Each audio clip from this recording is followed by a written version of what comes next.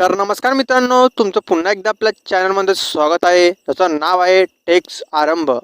मित्रांनो, आजचा जो आपला टॉपिक आहे तो म्हणजे आपल्या लाडक्या बहीण योजनेचे तिसरा हप्ता आपल्या बँक अकाउंटमध्ये कधी येणार आहे.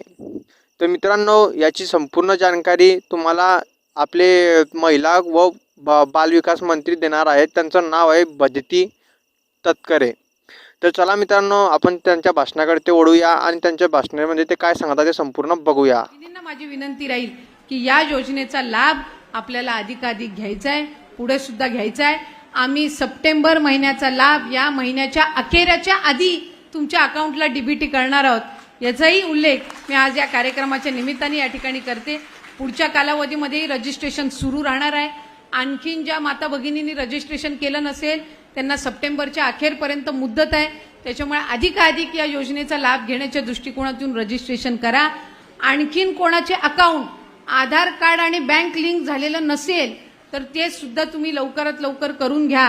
काही खाती अशी आहेत की आधार कार्ड त्या महिलेचं आणि अकाउंट भावाचं किंवा पतीचं, त्याच्यामुळे तुम्हाला लाभ त्या ठिकाणी मिळत असताना अडचणी येतात. त्याच्यामुळे ज्या माता भगिनीचं आधार कार्ड आहे तिचंच अकाउंट त्या आधार कार्डला लिंक असलं पाहिजे. अशा पद्धतीची ही योजना महायुतीच्या सरकारने तुम्हा सगळ्या जणींसाठी आणलेली आहे.